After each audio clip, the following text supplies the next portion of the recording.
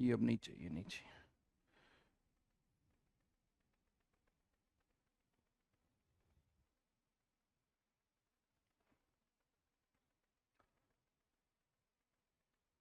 Hello students, good evening. खुश रहो, स्वस्थ रहो, सभी को एक एक मोल आशीर्वाद। हाँ जी।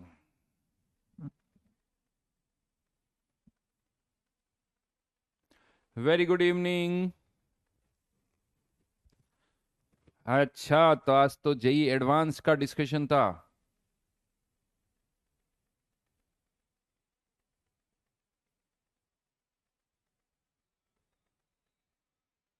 तो कैसा हुआ?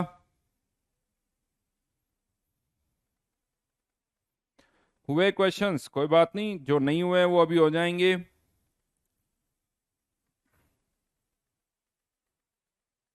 Very good evening. फिर थर्मो के डिस्कशन, तो जल्दी से डिस्कशन करते हैं। एक काम करते हैं, चलो थोड़ा सा रिवर्स करते हैं। अच्छा, वो भाव कार्तिक का कहना सर 23 आउट ऑफ 28 हो चुके हैं। 23 आउट ऑफ 28 हो चुके हैं।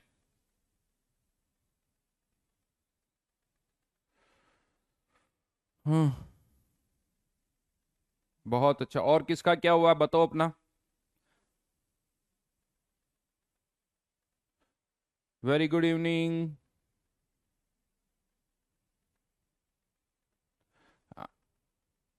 आपके पैर कहाँ गए प्रणाम करना? बेटा बस बोलने से भी हो जाएगा, कोई बात नहीं, आज कर लेंगे। अभिराज के 22, रुचित के 19, अभिनव के 24, प्रवीण ओनली 13। और करो बेटा, हो जाएगा, कुछ नहीं।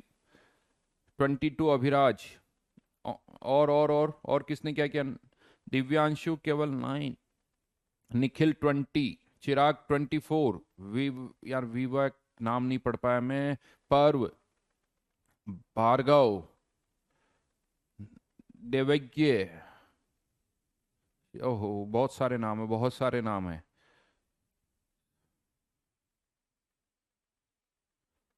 अ- हाँ हाँ, चलो चलो जी, चलो तो एक काम करते हैं। अ, अपने पास फॉर एग्जांपल लास्ट के 20 मिनट्स डिस्कशन के लिए रखेंगे। लास्ट के 20 मिनट्स हम जेई एडवांस का डिस्कशन करेंगे, यानी 5-10 तक हम थर्मोडायनेमिक्स पढ़ेंगे और फिर लास्ट के 10 मिनट्स डिस्कशन करेंगे, ठीक है? चलो, तो लास्ट क्लास में मैंने आपको थर्मोडायनेमिक्स में, अब थर्मोडायनेमिक्स पे मैं बात कर रहा हूं।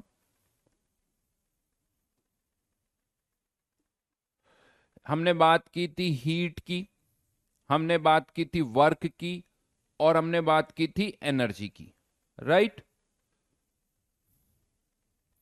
और मैंने ये कहा था आप लोगों से कि एनर्जी जो होती है वो केवल दो ही तरीके की होती है, काइनेटिक एनर्जी और पोटेंशियल एनर्जी। जो भी मूवमेंट के कारण एनर्जी है वो काइनेटिक एनर्जी, जो भी फोर्स के कारण एनर्जी है वो है पोटेंशियल एनर्जी। चाहे वो इलेक्ट्रिक फोर्स हो तो electrostatic potential energy, nuclear force है तो न्यूक्लियर पोटेंशियल एनर्जी। जैसे कोई कहता है ना न्यूक्लियर एनर्जी, अब न्यूक्लियर एनर्जी बेसिकली है क्या? वो न्यूक्लियर फोर्स है तो वो न्यूक्लियर पोटेंशियल एनर्जी है, तो उसे हम न्यूक्लियर एनर्जी बोल देते हैं। वो भी एक तरह की पोटेंशियल एनर्जी है। विंड एनर्जी क्या है? विंड, हवा मूव यानी एयर फ्लो कर रही है तो वो एक तरह की काइनेटिक एनर्जी है भाई, तो विंड एनर्जी है। तो इस तरह से कोई भी जो एनर्जी है या तो काइनेटिक एनर्जी है या वो पोटेंशियल एनर्जी है, राइट? अब यहां पर अभी मैं और डिटेल में इसकी बात करूंगा, और भी बहुत सारे क्वेश्चंस यहां पर हम पुट करेंगे। काइनेटिक और पोटेंशियल, जैसे मैंने लास्ट टाइम आपको कहा था कि जो काइनेटिक एनर्जी है वो एक सब्सटेंस की या सिस्टम की केवल किस पर डिपेंड करती है? टेम्परेचर पर डिपेंड करती है। टेम्परेचर चेंज होगा तो काइनेटिक एनर्जी चेंज होगी, अदरवाइज काइनेटिक एनर्जी में कोई चेंज नहीं होगा। और मैंने आप लोगों को यह भी बताया था कि कोई भी अगर प्रोसेस हो रहा है जो एक्सोथर्मिक रिएक्शन है, एक एक्सोथर्मिक रिएक्शन है, मतलब सिस्टम से एनर्जी बाहर आ रही तो सिस्टम की पोटेंशियल एनर्जी कम होगी, और यही अगर एक एंडोथर्मिक रिएक्शन है तो सिस्टम की पोटेंशियल एनर्जी बढ़ेगी। राइट ये हमने डिस्कस किया था, बिकॉज इन सब में टेम्परेचर जो है वो क्या है, कांस्टेंट है। अगर टेम्परेचर कांस्टेंट है मतलब काइनेटिक एनर्जी में तो कोई चेंज हो ही नहीं रहा है, तो जो भी चेंज हो रहा है वो केवल किस में हो रहा है, पोटेंशियल एनर्जी में। यानी यहां पर भी काइनेटिक एनर्जी में कोई चेंज नहीं हो रहा है, यहां पर भी काइनेटिक एनर्जी में कोई चेंज नहीं हो रहा है। इसके अभी मैं और एग्जाम्पल आपको दूंगा, लेकिन उससे पहले एक दो चीजें और निकल के आती है, वो बात करते हैं। थोड़ा सा यहाँ कंफ्यूजन और होता है, उस पर भी मैं बात करूंगा कि हीट की बात करते हैं। जैसे एक छोटा सा एग्जांपल आपसे लेता हूं, एग्जांपल की बात करते हैं। जो लाइट है, लाइट क्या है, लाइट को क्या बोलोगे? हाँ हाँ, किसी ने पूछा भी है, वेरी गुड, हार्दिक ने पूछा भी, आ रहा हूं हार्दिक उसी।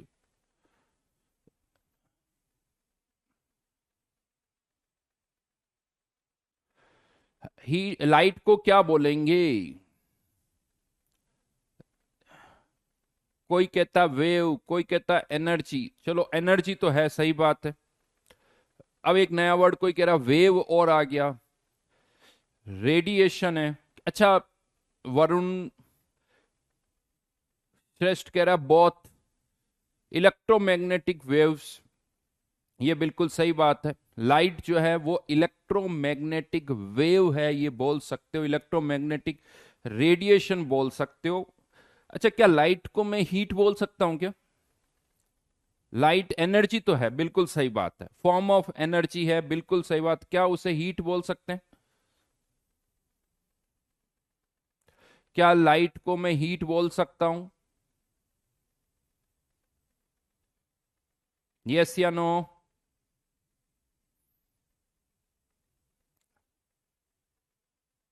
कलेक्शन ऑफ फोटॉन्स, ये बात भी सही है, लेकिन अभी जो क्वेश्चन पूछ रहा हूं उसकी बात करते हैं। फोटॉन्स होते हैं, ये ठीक बात है। इलेक्ट्रोमैग्नेटिक रेडिएशन भी है।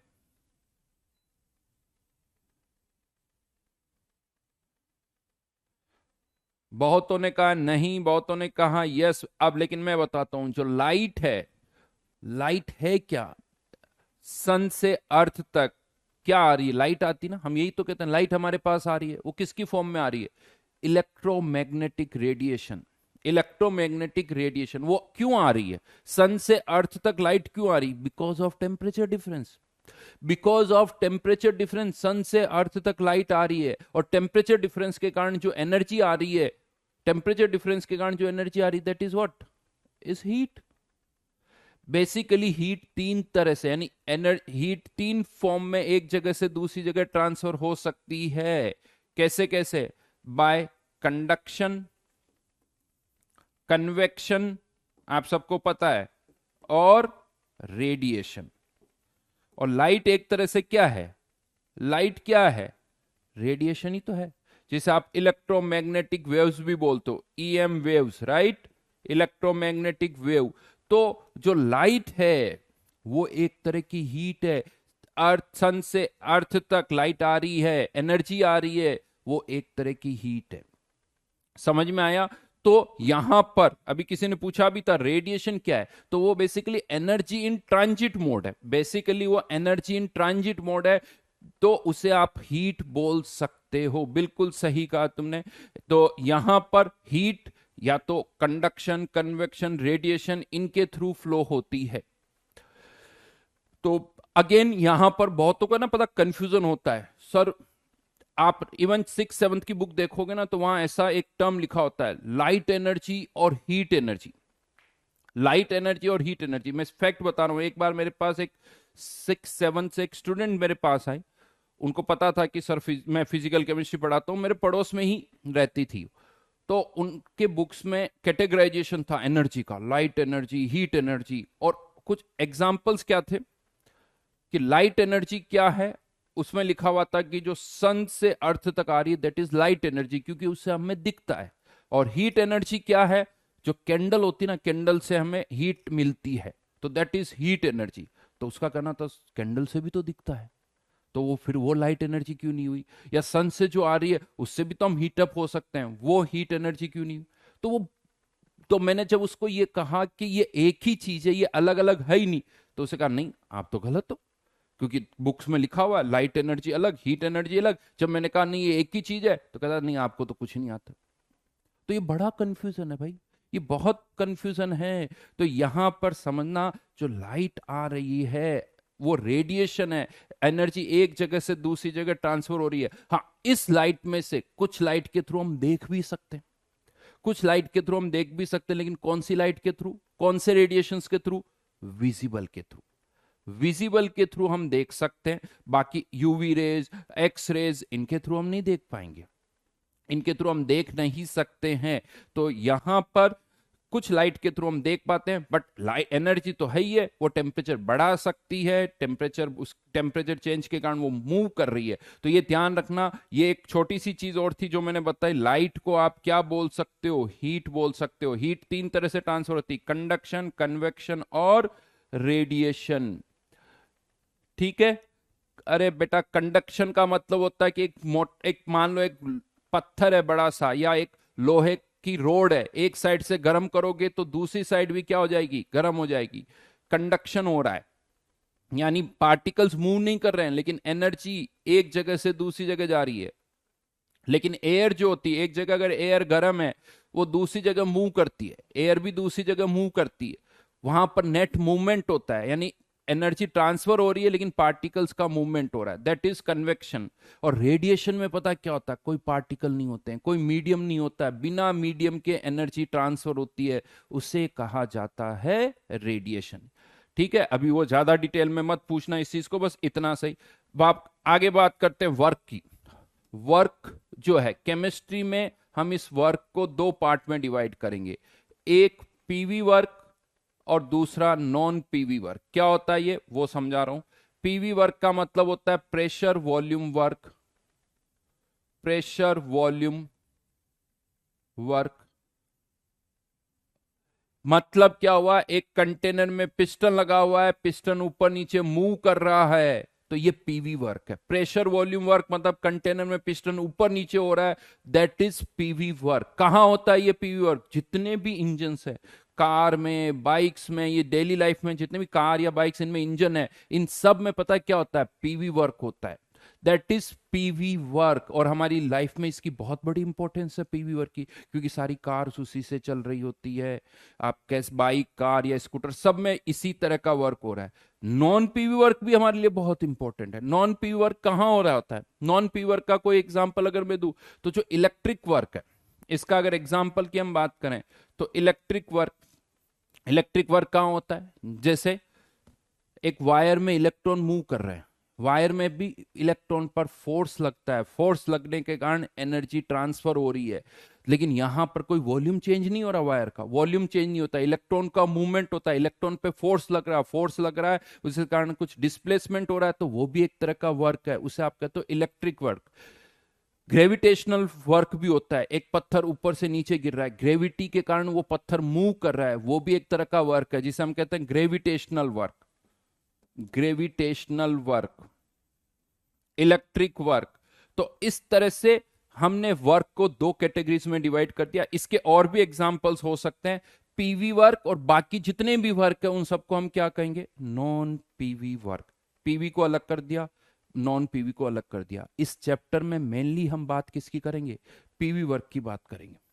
इस चैप्टर में मेनली हम किसकी बात करेंगे? पीवी वर्क की ही बात करेंगे। लास्ट में चैप्टर के एंड में थोड़ा हम नॉन पीवी की भी बात करेंगे, बट हमारा मेजर फोकस जो रहेगा वो किस पर रहेगा? पीवी वर्क पर। यानी अब इस चैप्टर में मैं जब भी बात करूंगा, मतलब पीवी वर्क, यानी पिस्टन ऊपर नीचे हो रहा है, उस वर्क की हम बात करते हैं। नॉन पीवी वर्क की बात आए तो आप कह सकते हो, एक एग्जाम्पल दिमाग में रखो यार, इलेक्ट्रिक वर्क कैसे समझाना है? एक वायर में इलेक्ट्रॉन मूव कर रहे हैं, उस पर फोर्स लग रहा है, जिसके कारण वो मूव कर रहे हैं, तो वो एक तरह का इलेक्ट्रिक वर्क हुआ है। समझ गए? राइट। चलिए, तो PV work, non PV work. अब मैं वापस आ रहा हूं एनर्जी वाले पार्ट पर। जैसा मैंने बताया, एनर्जी कितने तरह की होती? कोई दो तरह की, काइनेटिक एनर्जी और पोटेंशियल एनर्जी। ठीक है, kinetic energy and potential energy. हाँ, स्प्रिंग का वर्क, ये सब पीवी वर्क और बाकी सारे non PV work. PV work में कंटेनर होना चाहिए जिसमें पिस्टन लगा होना चाहिए, पिस्टन ऊपर नीचे मूव करना चाहिए, वो पीवी वर्क है। बाकी जितने भी वर्क आप जानते हो वो सब किस में डाल दोगे, नॉन पीवी वर्क में जाना। ठीक है, अब यहां पर दो तीन एग्जाम्पल्स में ले रहा हूं, उनको ढंग से सुनना। जैसा अभी थोड़ी देर पहले मैंने आपसे कहा था कि काइनेटिक एनर्जी जो है वो तभी चेंज होती है, काइनेटिक एनर्जी जो है वो तभी चेंज होती है जब टेम्परेचर चेंज होता है, अदरवाइज काइनेटिक एनर्जी में कोई चेंज नहीं होता है। इसको समझते हैं, इसको समझते हैं, सुनना मेरी बात को। जैसे एक छोटे सा एग्जांपल लेता हूं, मटके में रखा हुआ पानी आप सबको पता ठंडा हो जाता है ना? पता है मटके में रखा हुआ पानी ठंडा हो जाता है। क्वेश्चन आता है क्यों होता है भाई, क्यों मटके में रखा हुआ पानी ठंडा हो जाता है? थोड़ा बहुत लिख के बताने की कोशिश करो मुझे, दो कमेंट बॉक्स में लिखना। आई नो थोड़ा मुश्किल काम है इतना बड़ा एक्सप्लेनेशन लिखना।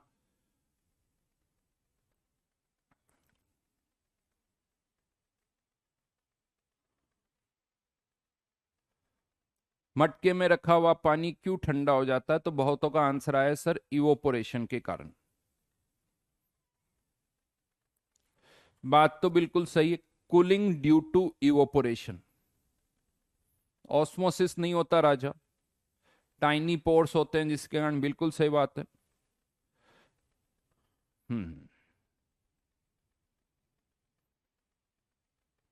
किसी ने लिखा जो वेपर ज्यादा गर्म होती है। अब यहीं पर मैं आपको बताऊं, ये बात तो सही है लेकिन केवल एक छोटा सा पॉइंट है। अच्छा ये बताओ कि वेपराइजेशन होने से अंदर का पानी ठंडा हो जाता है, राइट?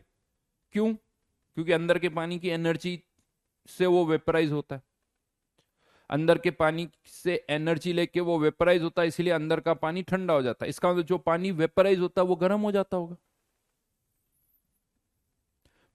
इसका मतलब जो पानी वेपराइज होता है वो गर्म हो जाता होगा, क्योंकि अंदर से एनर्जी ले रहा हूं तो वो पानी ठंडा हो रहा है, तो बाहर जो पानी वेपराइज हो रहा है जो एनर्जी ले रहा है वो गर्म हो जाता होगा। क्या ऐसा लगता है क्या आपको? सॉइल कोई हीट अब्जॉर्ब नहीं करती, पानी का मटका कोई, वो जो मटके का मटेरियल होता है ना वो कुछ नहीं करता। हाँ अभी किसी ने सही आंसर लिखा, मैं नाम नहीं पढ़ पाया, अब मैं बताता हूं। देखो इसको ढंग से एक्सप्लेन करना है ना तो हमें काइनेटिक और पोटेंशियल ये दो वर्ड्स यूज करने पड़ेंगे। काइनेटिक और पोटेंशियल ये दो वर्ड्स हमें यूज करने पड़ेंगे। समझाता हूं इस चीज को। पहली चीज एक ध्यान रखना, जैसे लास्ट क्लास में भी मैंने एक एग्जांपल लिया था कि जैसे ये पेन है, ये पेन अगर अर्थ की सरफेस से दूर जाता है, ये पेन जो अगर अर्थ की, दिख रहा है पेन अर्थ की सरफेस से दूर जा रहा है तो इसकी एनर्जी बढ़ रही है। क्यों बढ़ रही है? क्योंकि अर्थ और पेन के बीच में एक अट्रैक्शन है। अगर दो पार्टिकल्स के बीच में अट्रैक्शन है और अगर वो दूर दूर जा रहे हैं तो पोटेंशियल एनर्जी बढ़ती है। फिर से बोल रहा हूं, दो पार्टिकल्स के बीच में अगर अट्रैक्शन है और अगर वो दूर दूर जा रहे हैं तो पोटेंशियल एनर्जी बढ़ेगी, राइट? सिस्टम की पोटेंशियल एनर्जी बढ़ेगी। इसको ऐसे भी समझ लो, अगर पानी है, पानी अगर वेपराइज हो रहा है, पानी अगर वेपराइज हो रहा है, लास्ट क्लास में मैंने बताया था, तो मतलब पानी के वाटर मॉलिक्यूल्स एक दूसरे से दूर दूर जा रहे हैं, और अगर एक दूसरे से दूर दूर जा रहे हैं तो कौन सी एनर्जी बढ़ रही है? पोटेंशियल एनर्जी बढ़ रही है। कौन सी एनर्जी बढ़ेगी? Potential energy, right? अब मटके में रखा हुआ पानी जो है उसमें पोर्स होते हैं, उन पोर्स से क्या होता है, पानी जो है ना बाहर आता है और वो इवोपोरेट हो जाता है। अब पानी जो इवोपोरेट हो रहा है यानी वो बाकी के पानी के मॉलिक्यूल से दूर दूर जा रहा है, बाकी के पानी के मॉलिक्यूल से दूर दूर जा रहा है, तो जो पानी इवोपोरेट हो रहा है उसकी पोटेंशियल एनर्जी बढ़ रही है। कौन सी एनर्जी बढ़ रही है? Potential energy. उसकी पोटेंशियल एनर्जी बढ़ रही है, राइट? अब वो एनर्जी कहां से आएगी भाई? उसकी पोटेंशियल एनर्जी जो बढ़ रही है वो कहां से आएगी? तो वो जो पानी का मॉलिक्यूल इवोपोरेट हो रहा है वो मटके के अंदर के जो मॉलिक्यूल्स है उससे एनर्जी लेता है। अब क्वेश्चन आता है मटके के अंदर से कौन सी एनर्जी ले रहा है? कौन सी एनर्जी ले रहा है? क्योंकि मटके के अंदर जो मॉलिक्यूल्स है उनके बीच की डिस्टेंस तो चेंज नहीं हो रही है। मटके के अंदर के मॉलिक्यूल्स की डिस्टेंस तो चेंज ही नहीं हो रही, वो तो जितने पहले पास में थे अभी भी उतने ही है। यानी मटके के अंदर के जो मॉलिक्यूल्स है उनकी पोटेंशियल एनर्जी चेंज नहीं हो रही है, क्योंकि पोटेंशियल एनर्जी कब चेंज होगी, जब वो दूर दूर जाएंगे। तो मटके के अंदर के मॉलिक्यूल्स तो जो वहीं थे वहीं पर है, तो मटके के अंदर के मॉलिक्यूल से वो कौन सी एनर्जी ले रहे हैं, काइनेटिक एनर्जी। काइनेटिक एनर्जी ले रहे हैं, जिसके कारण मटके के अंदर जो पानी है उसकी काइनेटिक एनर्जी कम हो रही है, और उसकी काइनेटिक एनर्जी कम होने के कारण उसका टेम्परेचर कम हो रहा है। उसका टेम्परेचर जो है वो कम हो रहा है, क्योंकि मटके के अंदर का पानी की काइनेटिक एनर्जी कम हो रही है। समझ में आया? यानी यहां पर जो पानी है उसकी काइनेटिक एनर्जी कम हो रही है, और जो पानी इवोपोरेट हो रहा है, जो पानी इवोपोरेट हो रहा है उसकी पोटेंशियल एनर्जी बढ़ रही है। और पोटेंशियल एनर्जी बढ़ने पर टेम्परेचर नहीं चेंज होता। टेम्परेचर कब चेंज होता है, जब काइनेटिक एनर्जी चेंज होती है। तो इस पानी का टेम्परेचर नहीं बढ़ेगा, लेकिन इस पानी का टेम्परेचर जो है वो कम हो जाएगा, क्योंकि अंदर की काइनेटिक एनर्जी कम हो रही है।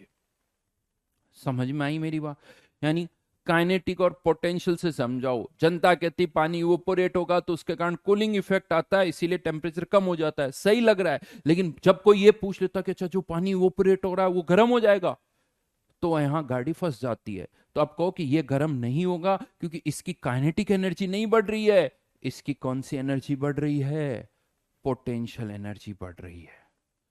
समझ में आया? और इसकी कौन सी एनर्जी कम हो रही, काइनेटिक एनर्जी। यानी एक तरह से मटके के अंदर की काइनेटिक एनर्जी कम हो रही है, और वो काइनेटिक एनर्जी किस में कन्वर्ट हो रही है, पोटेंशियल एनर्जी में। दूसरे एग्जाम्पल पर आते हैं। दूसरे एग्जाम्पल पर आते हैं। ये सब आप लोग अभी लाइव खुद अपने ऊपर चेक कर सकते हो, आप खुद चेक कर सकते हो। एक काम करना, बैठे हुए हो, अब एक एक्सपेरिमेंट करते हैं।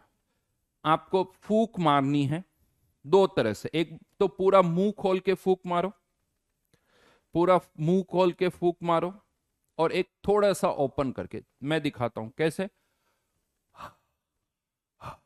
और एक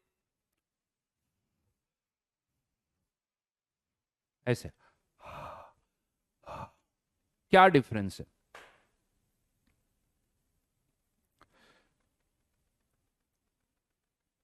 बताओ क्या डिफरेंस है।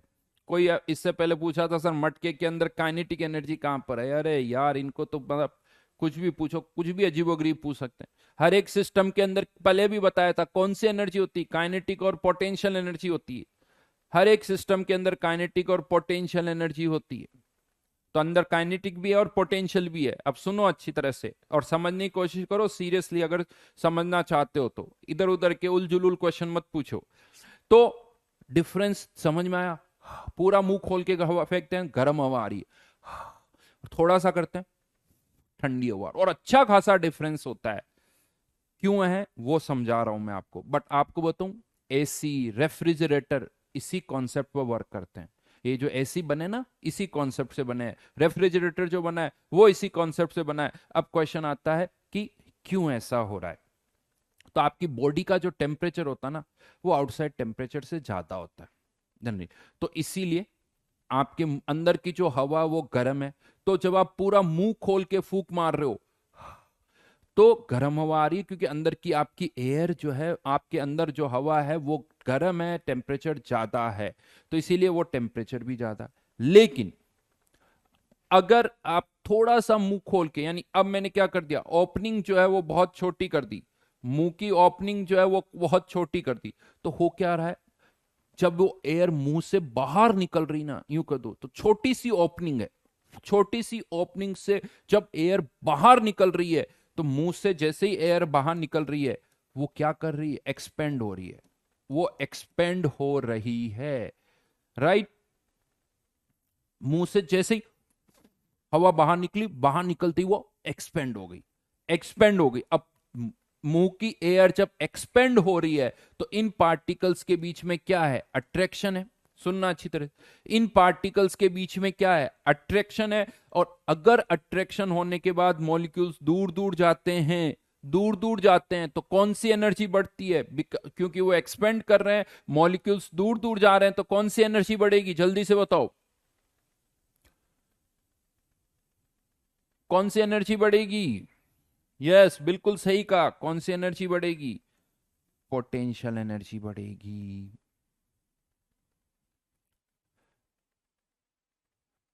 अट्रैक्शन है तो उनके बीच की पोटेंशियल एनर्जी बढ़, दूर दूर जा रहे हैं तो पोटेंशियल एनर्जी बढ़ रही है। अब क्वेश्चन आता है एनर्जी आएगी कहां से?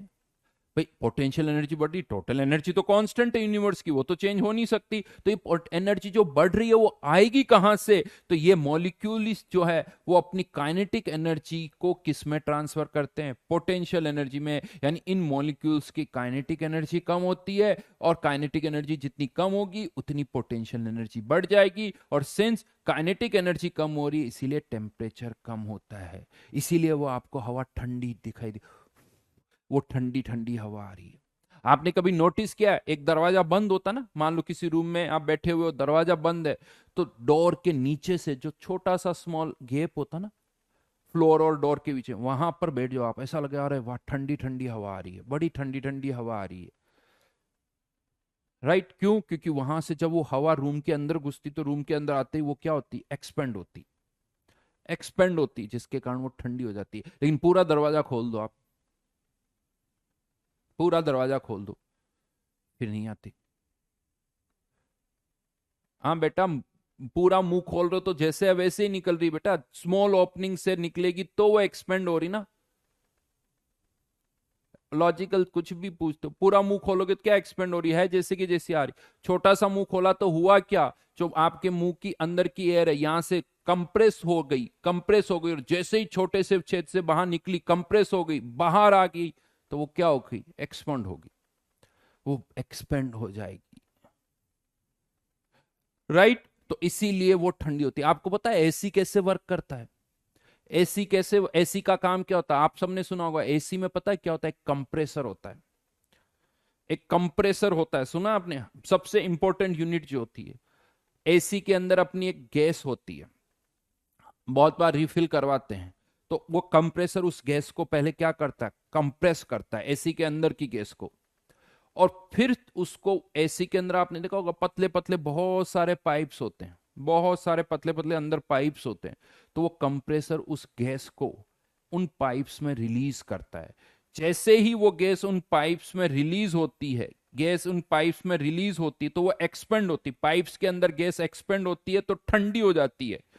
अंदर की गैस जब ठंडी होती है तो बाहर की जो एयर है, आसपास की जो एयर है उसका टेम्परेचर ज्यादा, अंदर गैस का टेम्परेचर कम, तो एयर से हीट यहां ट्रांसफर होती है, क्योंकि बाहर गर्म अंदर ठंड। तो ये जो एयर है, जो इस पाइप्स के आसपास की एयर होती है, वो ठंडी हो जाती है, और यही ठंडी एयर हमारे रूम में ट्रांसफर होती है। यही ठंडी एयर हमारे रूम में ट्रांसफर होती है।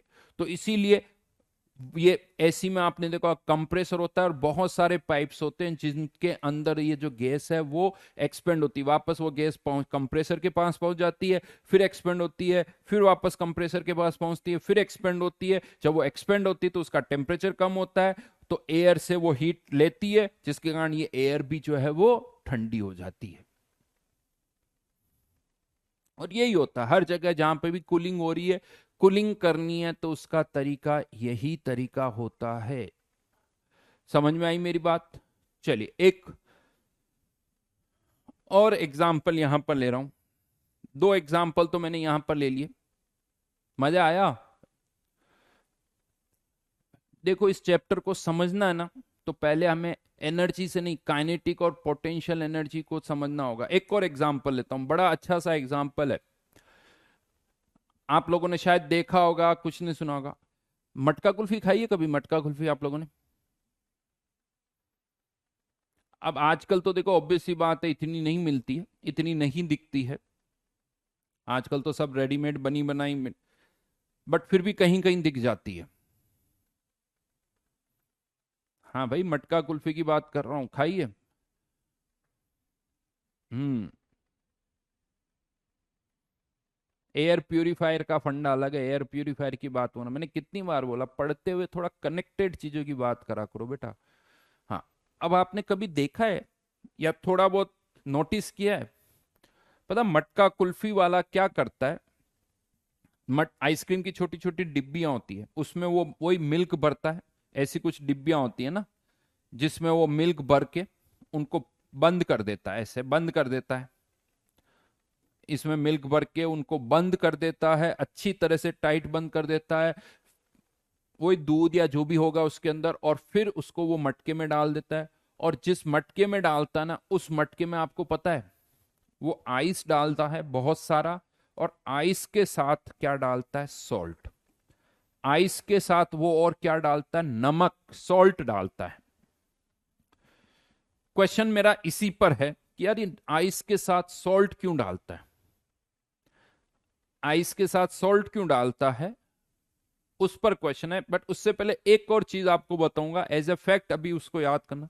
आपको पता है जब स्नोफॉल होता है, हिली एरियाज में जब स्नोफॉल होता ना, तो रोड से स्नो को हटाने के लिए पहले पता क्या किया जाता है? रोड से स्नो को हटाने के लिए एक तो वो मशीन होती है, उससे हटा सकते हो। उसके अलावा और क्या किया जाता है? सॉल्ट स्प्रे किया जाता है। हाँ, सॉल्ट डालने से पता क्या होता है? वो आइस जो है ना वो जल्दी मेल्ट हो जाती है। सॉल्ट डालने से आइस जल्दी मेल्ट हो जाती है। कोई कह रहा जल्दी मेल्ट ना हो इसलिए सॉल्ट डाला जाता है, बट स्नोफॉल होता है तो रोड से स्नो को हटाने के लिए सॉल्ट डाला जाता है। आगे चल के समझाऊंगा मैं इस चीज को, बट अभी इतना सा याद रखो। हाँ बिल्कुल सही कह रहे हैं कुछ कुछ, कि सॉल्ट डालने से वो जो आइस है ना जल्दी मेल्ट हो जाती है, राइट। क्योंकि सॉल्ट डालने से आइस यानी पानी का मेल्टिंग पॉइंट कम हो जाता है, तो वो जल्दी जल्दी मेल्ट हो जाती है। बिल्कुल, ये चीज ध्यान रखना अभी, है ना। इसका एक्सप्लेनेशन है लेकिन अभी नहीं आएगा, वो 12th में आएगा, तो वो बाद की बात है। बट इतना जरूर याद रखना, ये नॉर्मल चीज है, ऐसा सब करते हैं। अभी केवल सुनते रहो बेटा, अभी कुछ नोट करने वाली बात नहीं है। अभी कुछ नहीं नोट करना, बस सुनते रहो, समझ में आना चाहिए। तो अब क्वेश्चन ये आता है कि वो जो मटके वाला है, वो आइस के साथ क्या डाल रहा है? सॉल्ट डाल रहा है। तो आइस डाल के अगर वो सॉल्ट डालेगा तो वो तो आइस मेल्ट हो जाएगी, वो तो आइस मेल्ट हो जाएगी। तो फिर क्या फायदा? यानी आइस मेल्ट हो जाएगी, पानी बन जाएगा, तो इससे अच्छा मटके में पानी डाल दो। तो पानी ही डाल दे। तो सॉल्ट क्यों डाल रहा हो? तो आइस के साथ सॉल्ट क्यों डाल रहा है? समझ में आया क्वेश्चन? पहले तो बताओ।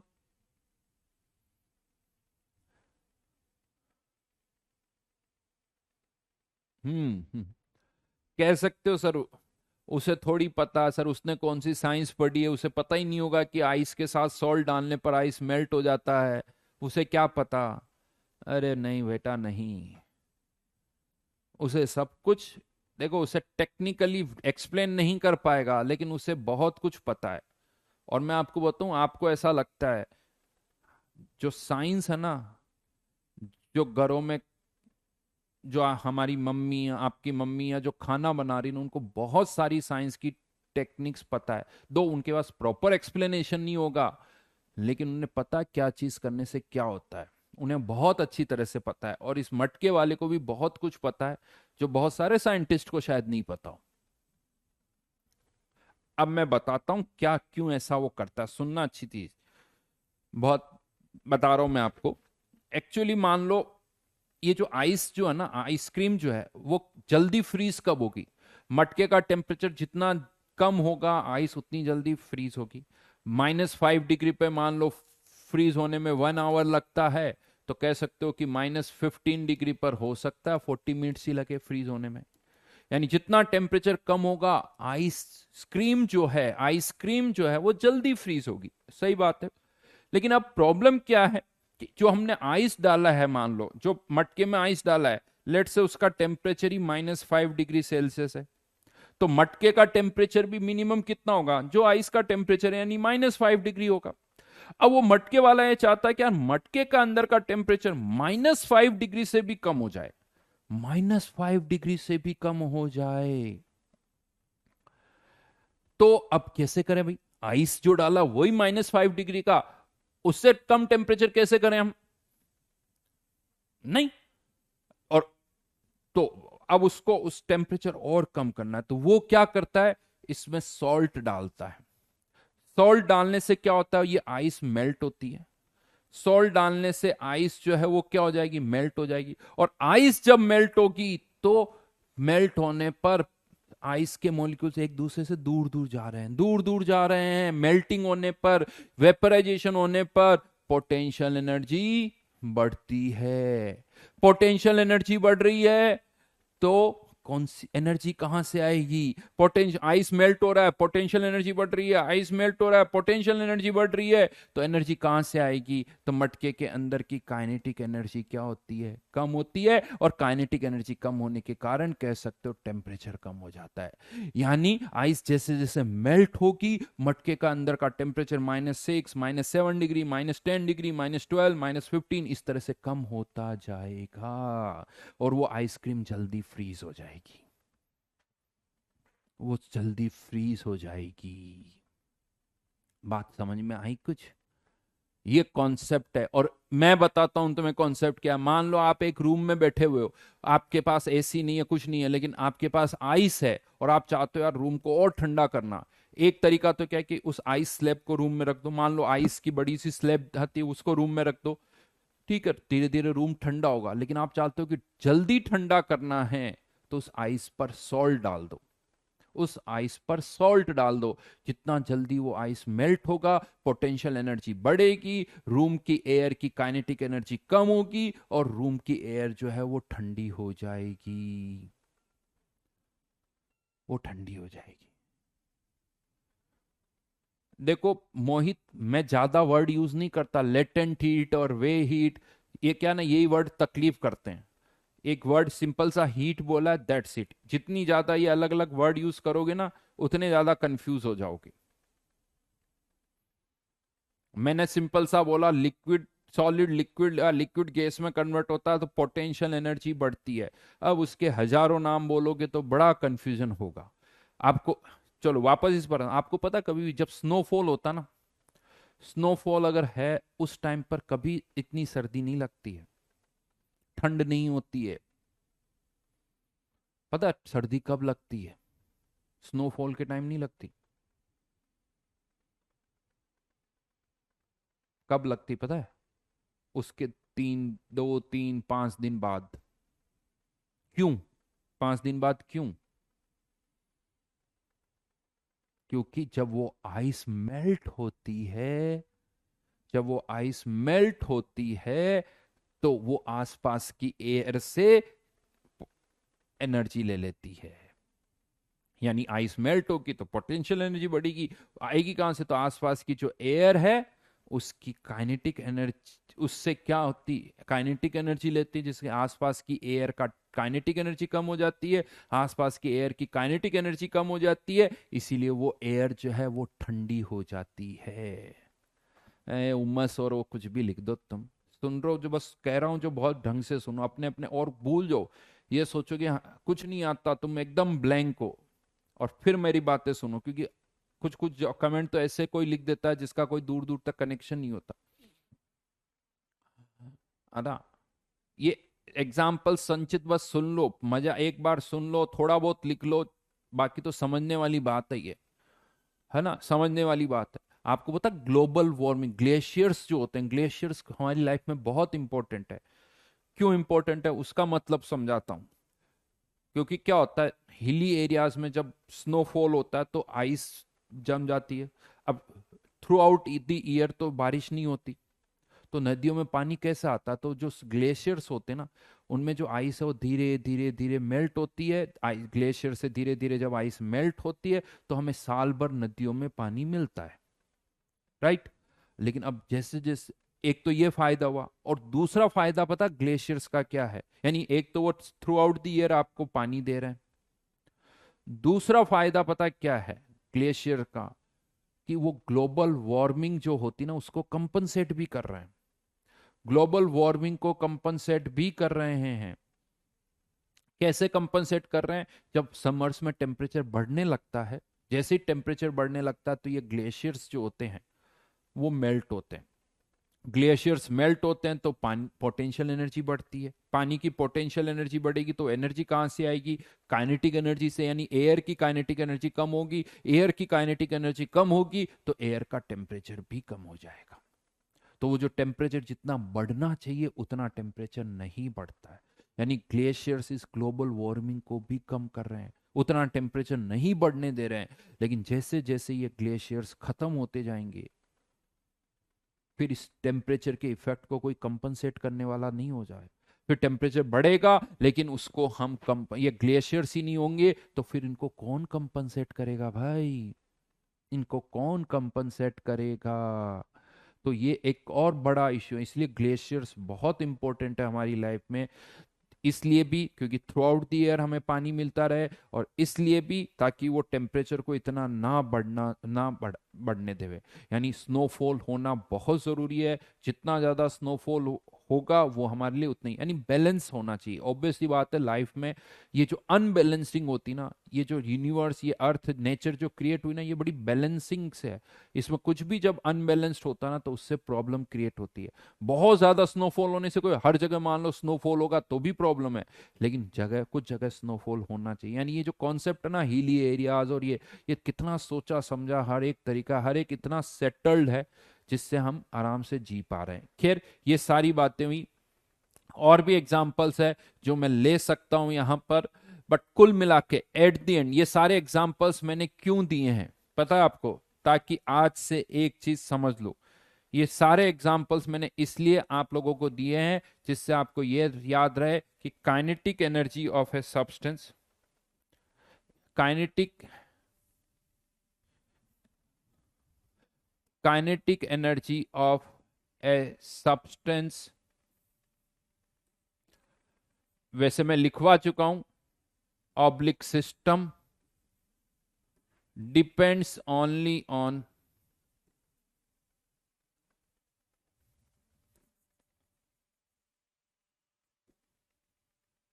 टेम्परेचर।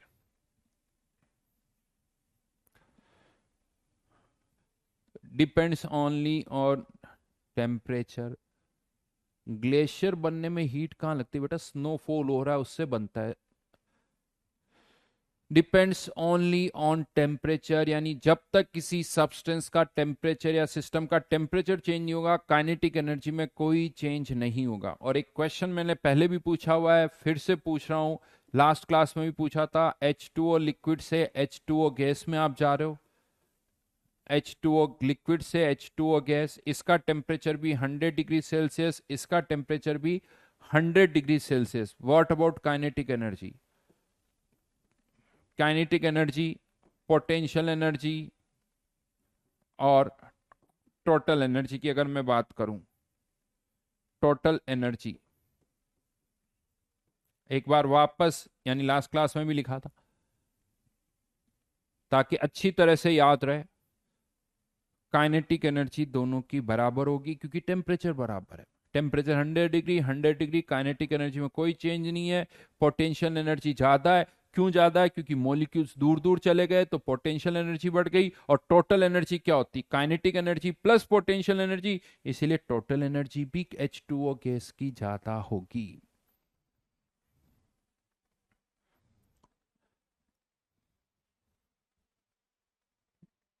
राइट। और यहां पर मैं एक और चीज बता दूं जो आप लोगों ने बहुत सालों से पढ़ा हुआ है कि सर गैसेस की काइनेटिक एनर्जी सबसे ज्यादा होती है, फिर लिक्विड की, फिर सॉलिड की। तो मैं बता दूं, आपने केवल ट्रांसलेशनल काइनेटिक एनर्जी को कंपेयर किया है, जबकि काइनेटिक एनर्जी में ट्रांसलेशनल भी आती है, रोटेशनल भी आती है और वाइब्रेशनल भी आती है। सॉलिड्स की वाइब्रेशनल काइनेटिक एनर्जी ज्यादा होती है, ट्रांसलेशनल कम होती है। गैसेस की ट्रांसलेशनल ज्यादा होती है, वाइब्रेशनल कम होती है। इसीलिए जो आपने इतने सालों से पढ़ा है कहीं पर भी, वो केवल ट्रांसलेशनल के बारे में पढ़ा है। मैं यहाँ पर ट्रांसलेशनल की नहीं, मैं टोटल काइनेटिक एनर्जी की बात कर रहा हूं, यानी उसमें ट्रांसलेशनल भी आ गया, रोटेशनल भी आ गया और उसमें वाइब्रेशनल भी आ गया है। तो ये ध्यान रखना और ये अच्छी तरह से याद रखना। तो फाइनली अब यहां पर ये चीज क्लियर होगी कि काइनेटिक एनर्जी जो है, कोई सा भी सब्सटेंस हो, डिपेंड्स ओनली ऑन टेम्परेचर। इसको मैं शॉर्ट में ऐसे लिख सकता हूं, kinetic energy is the function of temperature only. ये एक सब्सटेंस के लिए किसी का किसका फंक्शन है, टेम्परेचर का फंक्शन है। Kinetic energy is the function of temperature for a substance. यानी टेम्परेचर, मॉलिक्यूल दूर दूर जा रहे हैं, पास पास आ रहे हैं, काइनेटिक एनर्जी में कोई चेंज नहीं होगा। काइनेटिक एनर्जी में तभी चेंज होगा जब टेम्परेचर चेंज होगा, या यूं कह तो टेम्परेचर चेंज होगा तो काइनेटिक एनर्जी चेंज होगी। Right, yes. अब बेटा एक चीज मैं बता दूं, मैं फिर से बोल रहा हूं, बीच बीच में जब मैं पढ़ा रहा हूं तो इधर उधर के कमेंट या रिलेवेंट क्वेश्चन पूछें। इरिलेवेंट यानी हो सकता है आपके क्वेश्चन इंपॉर्टेंट हो, लेकिन जब मैं पढ़ा रहा हूं तो मैं केवल इसी की बात करता हूं। ये कोई तुम क्या मतलब, वो थोड़ी मैं गूगल थोड़ी हूं कि कोई ये पूछ रहा है मैं कुछ बोल रहा हूं तुम्हारे क्वेश्चन का भी जवाब दे दूंगा। भाई इतने सारे काम एक साथ थोड़ी कर पाऊंगा मैं, है ना, इतने सारे काम नहीं कर पाऊंगा। तो इसलिए जो इससे कनेक्टेड चीज है उसी के क्वेश्चन पूछोगे तो मैं आपको आंसर दे दूंगा, अदरवाइज नहीं दे पाऊंगा, है ना। चलिए, हर्षित हाफ एम वी स्क्वायर में ये वी जो है वो ट्रांसलेशनल स्पीड है, ट्रांसलेशनल वेलोसिटी है, तो वो ट्रांसलेशनल काइनेटिक एनर्जी देगी, वो ट्रांसलेशनल काइनेटिक एनर्जी देगी। रोटेशनल ऐसे नहीं होती, वाइब्रेशनल अलग होती, स्प्रिंग में जो होती ना वाइब्रेशनल एनर्जी होती है, तो वो एक अलग चीज होती है। ट्रांसलेशनल मोशन पता है वर्ड ट्रांसलेशनल, आप दौड़ रहे हो दैट इज ट्रांसलेशनल। एक बॉल है वो जगह पर है लेकिन रोटेट कर रही है, स्पिन कर रही है, स्पिन कर रही है, that is rotational, that is rotational. Vibrate करना, स्प्रिंग है वाइब्रेट कर रही है, वो वाइब्रेशनल काइनेटिक एनर्जी। लेकिन सब में कुछ ना कुछ मूवमेंट हो रहा है, ट्रांसलेशनल में भी हो रहा है, रोटेशनल में भी हो रहा है, वाइब्रेशनल में भी हो रहा है। राइट, चलो जी, अब यहां पर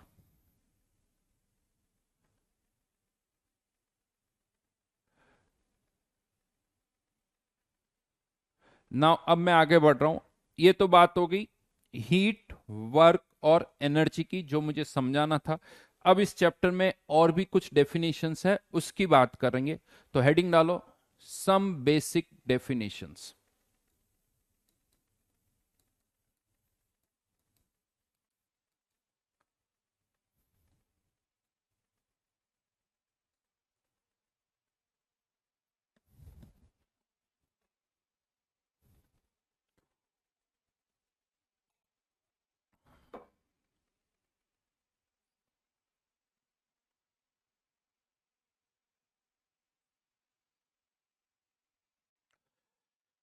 सम बेसिक डेफिनेशंस, इसमें सबसे पहले लिखो system.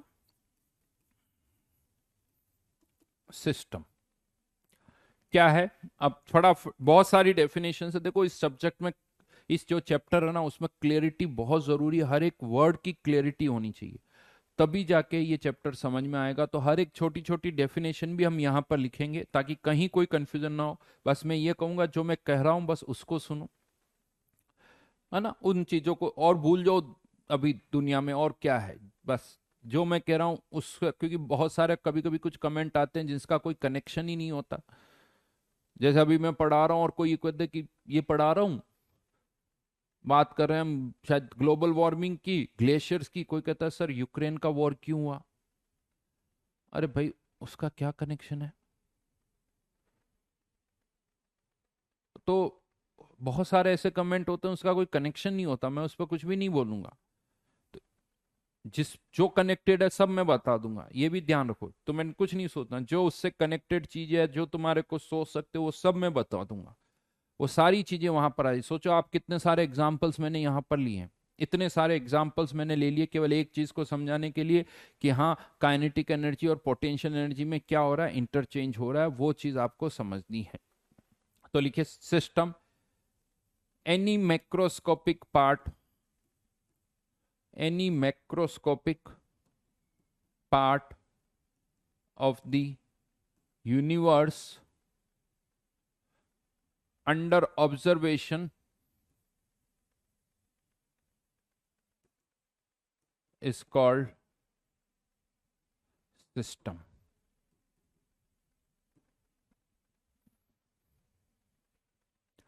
Under observation is called system. मतलब क्या हुआ, अभी समझा रहा हूं।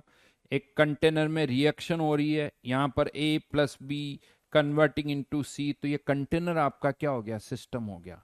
एक कंटेनर में पानी बॉयल हो रहा है, यूं मान लो यहां पर ये गैस बर्नर है, गैस बर्नर, और यहां पर पानी क्या हो रहा है, बॉयल हो रहा है, तो ये आपका क्या हो गया, सिस्टम है भाई, ये हमारा एक सिस्टम है। तो जिसमें हम चेंजेस ऑब्जर्व कर रहे हैं, यहां जो चेंजेस हो रहे हैं उसे मैं ऑब्जर्व कर रहा हूं, तो ये मेरा सिस्टम है। यहां जो चेंजेस हो रहे हैं उसे मैं ऑब्जर्व कर रहा हूं, तो ये मेरा सिस्टम है। लेकिन इसमें इंपॉर्टेंट वर्ड क्या है, इंपॉर्टेंट वर्ड क्या है, एनी मैक्रोस्कोपिक पार्ट। ये क्यों लिखा मैंने, ये वर्ड क्यों आया, तो यहां पर अब मैं आपको बताता हूं। एक वर्ड होता है मैक्रोस्कोपिक और दूसरा होता है माइक्रोस्कोपिक। ठीक है, दोनों में क्या डिफरेंस है वो समझाता हूं। ये जितनी भी थर्मोडायनेमिक्स हम पढ़ रहे हैं ना, जितनी भी थर्मोडायनेमिक्स, इनफैक्ट दो there are two types of thermodynamics, macroscopic microscopic thermodynamics. हम जो पढ़ रहे हैं वो है मैक्रोस्कोपिक थर्मोडायनेमिक्स। मैक्रोस्कोपिक थर्मोडायनेमिक्स क्या है, ये पूरी हमारे ऑब्जर्वेशन पर बेस्ड है। ऑब्जर्वेशन यानी ये सब जो इसमें जो भी रूल्स है, लॉज हैं, वो सब हमने ऑब्जर्व किए, हमने देखा है कि यार ऐसा होता है। जैसे आपने सुना होगा यूनिवर्स की एनर्जी कांस्टेंट है, कंजर्व है, तो दैट इज ऑब्जर्वेशन, ये हमारा ऑब्जर्वेशन है। लेकिन जब भी हमने कुछ ऑब्जर्व किया है, तो एक कंटेनर के अंदर कुछ सब्सटेंस था, सब्सटेंस जो था वो बल्क में था। बल्क का मतलब ये नहीं कि 1 टन 2 टन बल्क, और बल्क तो ऐसे ही और है भाई। इवन 1 ग्राम सब्सटेंस भी होता ना, तो उसमें नंबर ऑफ मॉलिक्यूल्स 10 की पावर 22 23 24 इस रेंज में होते हैं, यानी बहुत सारे नंबर ऑफ मॉलिक्यूल्स होते हैं। चाहे वो 1 ग्राम या 1 मिलीग्राम भी होता है, तो बहुत ज्यादा होते हैं, वो भी बल्क, यानी 1 ग्राम 1 मिलीग्राम भी बल्क ही है। तो उसे कहा जाता है मैक्रोस्कोपिक पार्ट, यानी बल्क। और हमारी जो पूरी थर्मोडायनेमिक्स है, ये हमने बल्क से ही ऑब्जर्व की है, और वापस अप्लाई भी बल्क पर ही होती है। दूसरी थर्मोडायनेमिक्स कौन सी होती, माइक्रोस्कोप, माइक्रोस्कोपिक थर्मोडायनेमिक्स, जिसका एक को नाम है स्टैटिस्टिकल थर्मोडायनेमिक्स। स्टैटिस्टिकल थर्मोडायनेमिक्स में क्या होता है, माइक्रोस्कोपिकली हम देखते हैं कि यार 4 एटम है तो क्या हुआ है, 5 एटम है तो क्या है, 6 एटम है तो क्या है, यानी यहां से उसको थ्योरी डेवलप की जाती है, और फिर उनको स्टेटिस्टिक्स लगा के 4 एटम 5 एटम कैसे बिहेव कर रहे हैं, फिर उनको हम बहुत सारे एटम्स पर अप्लाई करते हैं। उसे माइक्रोस्कोपिक थर्मोडायनेमिक्स कहते हैं या स्टैटिस्टिकल थर्मोडायनेमिक्स कहते हैं। स्टार्ट कहां से होती, 2 एटम 4 एटम 5 एटम। लेकिन मैं आपको बता दूं, 5 एटम अलग तरह से बिहेव करते हैं, और 5 मोल एटम अलग तरह से बिहेव करते हैं। दोनों का बिहेवियर अलग होता है, वही एटम्स होते हैं, बट 5 है तो उनका बिहेवियर अलग है, वही 5 मोल है तो उनका बिहेवियर अलग होता है। आप समझ, सर ऐसा क्यों, तो इसको ऐसे समझ लो, एक खड़ा आदमी, अकेला आदमी जो होता ना, उसका बिहेवियर बड़ा नॉर्मल होता है। लेकिन वही इंसान अगर किसी भीड़ में खड़ा हो, तो वही मारो पीटो फेंको उड़ा दो, लैंग्वेज ही बदल जाती साहब। नहीं, तुम लोग खुद एक्सपीरियंस कर सकते हो। क्लास के अंदर, हाँ, क्लास के अंदर 100 स्टूडेंट्स हो तो कुछ भी चिल्ला रहे हो, और वो अकेले किसी टीचर के सामने खड़े हो तो एकदम यस सर, नो सर, बिल्कुल सर, और ये क्लास में खड़े हो तो हाँ, नहीं, डिफरेंस आता है नहीं आता है, क्या करो, नेचर ही ऐसी।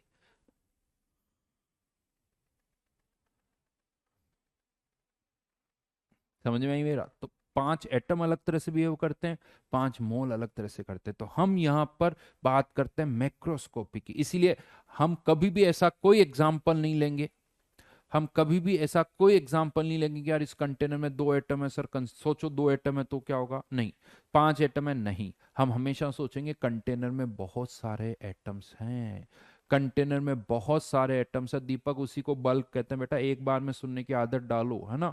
जेई के लिए अगर बहुत सारी चीजें 10 10 बार एक चीज को सुनोगे तो कुछ नहीं, बोल दिया मैंने। तो बल्क का मतलब जब बहुत सारे एटम्स हो, मैंने बोला भी था कि बल्क का मतलब 1 टन 2 टन नहीं है, 1 ग्राम 2 ग्राम भी बल्क काउंट होता है। समझ में आई बात, तुमने सुना नहीं इसीलिए थोड़ा ढंग से सुनो, राइट। तो हम जब भी बात करेंगे मैक्रोस्कोपिक की बात ही करेंगे। तो any macroscopic part of the universe under observation is called system. उसे हम कहते हैं सिस्टम। नेक्स्ट पॉइंट पर आ रहा हूं, सेकंड पर, surroundings.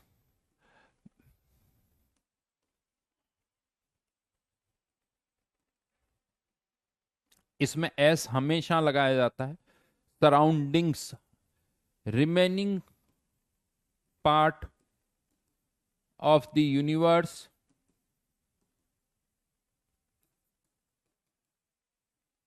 Under observation,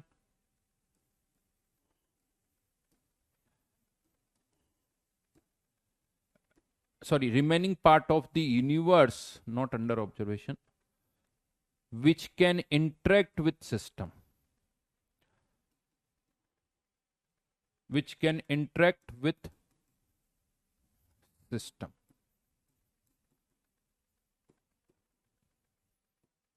is called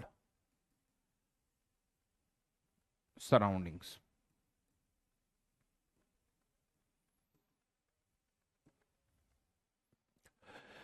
Remaining part of the universe which can interact with system is called surroundings. मतलब क्या हुआ, सुनना मेरी बात। इस रूम में मान लो कुछ भी, एक आपके कमरे में एक हॉट कप ऑफ टी रखा हुआ है, हॉट कप ऑफ टी रखा हुआ है, और वो हॉट कप ऑफ टी आपका मान लो सिस्टम है।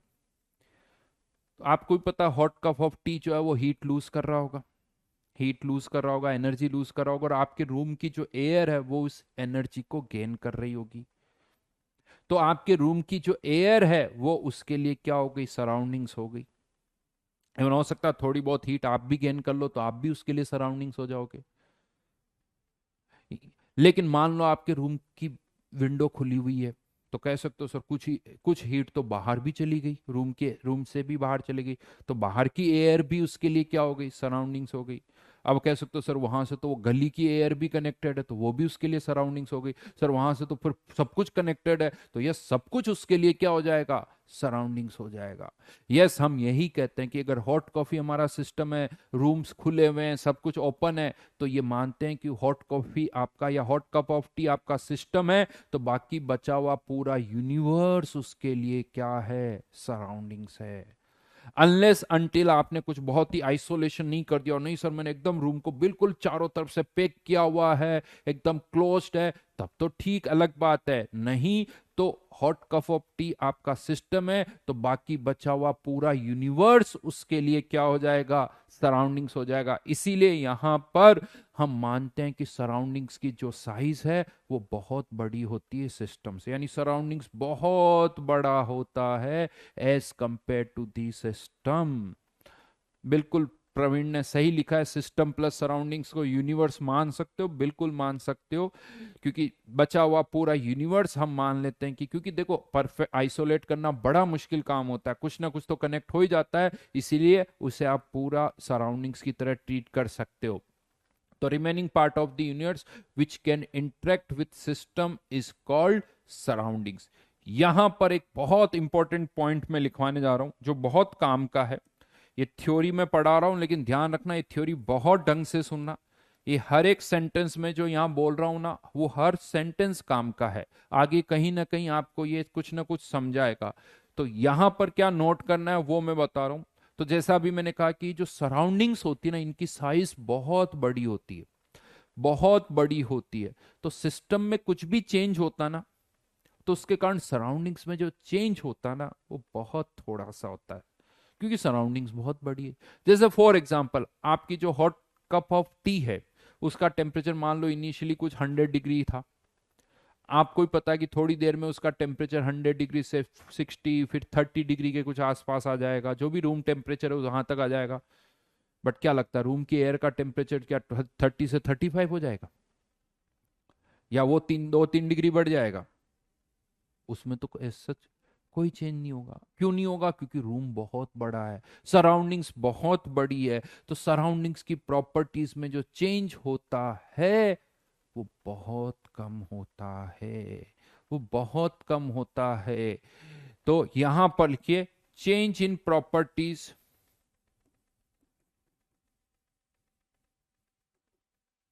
Of surroundings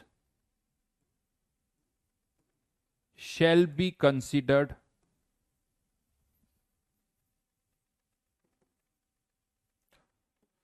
very small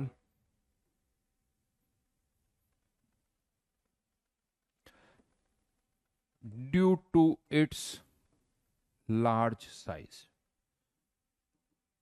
Due to its large size.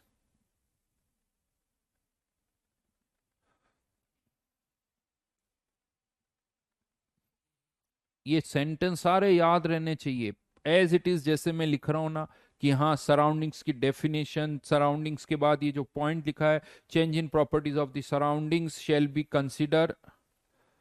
B considered very small due to its large size, यानी उसकी प्रॉपर्टीज में जो चेंज होगा वो बहुत कम होना चाहिए। राइट तो सर यूनिवर्स का भी सिस्टम नहीं बन सकता। मोहित मान लो पूरे यूनिवर्स को सिस्टम मान लो, तो फिर कह दो उसके लिए कोई सराउंडिंग ही नहीं है। तो ऐसा कुछ नहीं, आप कह सकते हो, वो आप पर डिपेंड करता है। नाउ थर्ड पॉइंट पर आ रहा हूं, बाउंड्री।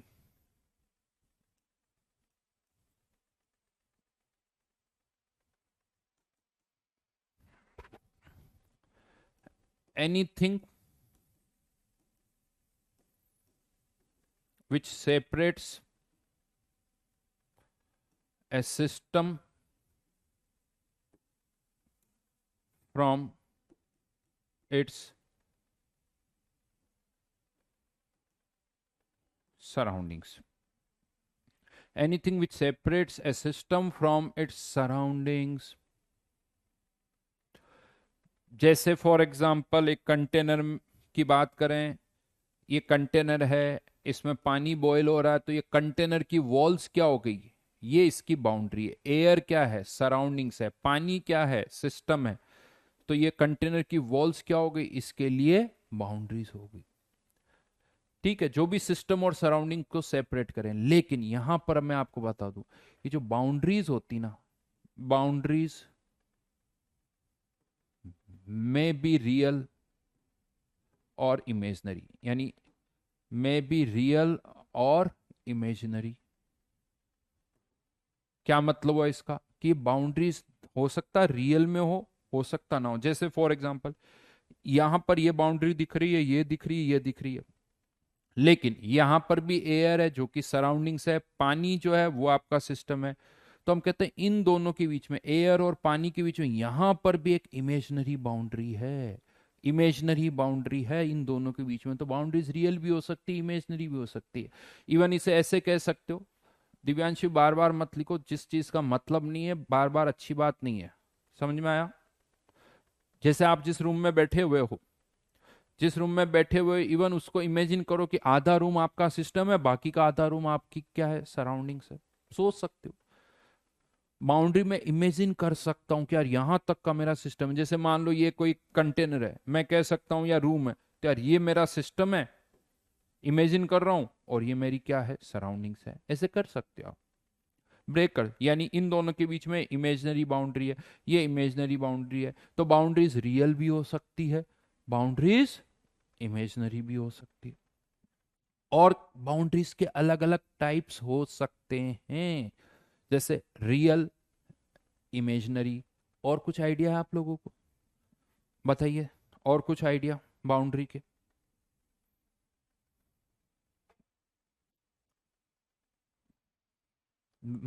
लिखो लिखो, कुछ भी आइडिया हो कि हाँ सर बाउंड्रीज और किस तरह की हो सकती है। एयर की, एयर को तो कुछ कंसिडर करोगे ना शशांक बेटा? एयर अगर कुछ एयर ही हीट एब्जॉर्ब कर रहा है तो बिल्कुल सही। एडियाबेटिक और आइसोथर्मल, सही कहा। एडियाबेटिक, आइसोथर्मल नहीं बोला जाता उसको, डायाथर्मिक बोला जाता है, डायाथर्मिक। एडियाबेटिक का मतलब no heat transfer, no heat transfer. ऐसी बाउंड्री जिसके थ्रू हीट ट्रांसफर ना हो, एडियाबेटिक, यानी इसके through heat can transfer. Normally जो कंटेनर होते हैं अंदर गर्म पानी है तो हीट अंदर से बाहर आएगी, लेकिन जो थर्मस फ्लास्क होता है उसकी बाउंड्रीज कैसी होती है, एडियाबेटिक होती है। जो थर्मस फ्लास्क होता है ना, उसकी बाउंड्रीज एडियाबेटिक होती है, उससे हीट बाहर नहीं आती है। देखो परफेक्ट तो वो भी नहीं होता, बट थर्मस फ्लास्क की बाउंड्री को आप एडियाबेटिक बोल सकते हो। नॉर्मली जितने भी कंटेनर होते हैं वो सारे डायाथर्मिक होते हैं। जैसे आजकल हम पानी की बोतल नहीं होता है, इंसुलेटिंग बॉटल्स है, वो इंसुलेटर जो होते हैं, इंसुलेटिंग बॉटल्स जो होती है वो एक तरह से एडियाबेटिक बोल सकते हो। बाकी नॉर्मल जो भी कंटेनर है वो सब डायाथर्मिक है। राइट। हाँ। बीर मणि का कहना, सर गजब समझाते हो, चलो अच्छी बात है बेटा। हाँ ऐसे लिख दिया करो, नहीं तो बीच बीच में कोई यार ऐसे वैसे भी लिख देता, सर समझ में नहीं आ रहा, समझ में नहीं आ रहा, तो वो बड़ा सा अजीब सा लगता है। हाँ भाई, बीच में थोड़ा मोटिवेशन मिलना चाहिए। बाकी मैं पूरा समझा रहा हूँ आपको, हर एक चीज़ समझा रहा हूँ, बहुत डिटेल में समझा रहा हूँ, बहुत बेसिक से समझा रहा हूँ। बस मैं तो ये कहूँगा आप लोगों से, समझ लो कि कुछ पढ़ा ही नहीं है, जो मैं बस समझा रहा हूँ वो समझते रहो। ठीक है। इसके अलावा और बात करें तो रिजिड और नॉन रिजिड। नॉन रिजिड का मतलब मूवेबल, और रिजिड का मतलब नॉन मूवेबल। नॉन मूवेबल, जैसे पिस्टन लगी हुई जो बाउंड्रीज होती है, पिस्टन लगी हुई जो बाउंड्री होती है वो क्या मूवेबल होती है। जो बाउंड्री मूव कर जाए वो क्या है, नॉन रिजिड। जो मूव ना करे वो है रिजिड। आपके कमरे की जो वॉल्स है वो सब रिजिड बाउंड्री है, वो मूव नहीं करती, वो मूव नहीं करती है, तो इसीलिए वो सब रिजिड है। नॉन रिजिड में क्या आ जाएगा, पिस्टन लगा हुआ कंटेनर है, पिस्टन लगा हुआ कंटेनर, पिस्टन मूव करेगा। बलून की जो बाउंड्रीज होती है, एक बलून है उसकी जो बाउंड्री होती है वो क्या होती है, मूवेबल होती है। अगर मूवेबल है तो वॉल्यूम चेंज हो जाएगा, अगर मूवेबल बाउंड्री है तो वॉल्यूम चेंज हो जाएगा। और इसमें एक और चीज ध्यान रखना, अगर तीन बाउंड्रीज नॉन मूवेबल है और एक मूवेबल है तो भी मूवेबल कहलाएगी, तो भी वो मूवेबल कहलाएगी। राइट।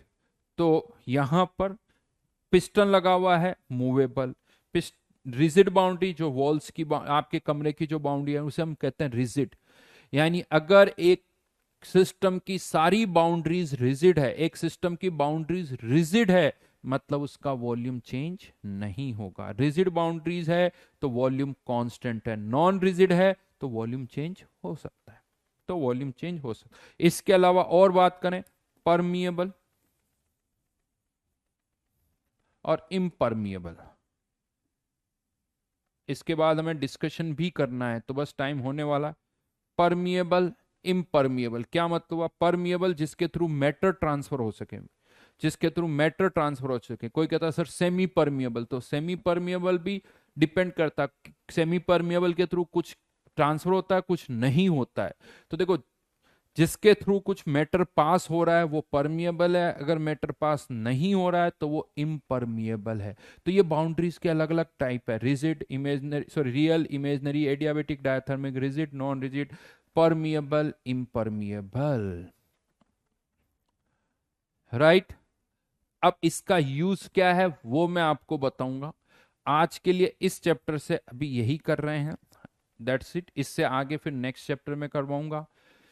जो मैं पहले भी बता चुका हूँ, 30th को जो आपका टेस्ट है उसमें थर्मोडायनेमिक्स नहीं आएगा, उसमें मोल, उसमें मेनली सॉलिड स्टेट आएगा, थोड़ा सा कहीं मोल के कुछ क्वेश्चंस दूंगा, कंसंट्रेशन के वो भी नहीं दूंगा।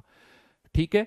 तो मैं मोस्टली क्वेश्चन उसमें सॉलिड स्टेट के ही होंगे। नोट्स को अच्छी तरह से पढ़ना है, शीट को जो मैंने दी है उसको अच्छी तरह से लगाना है।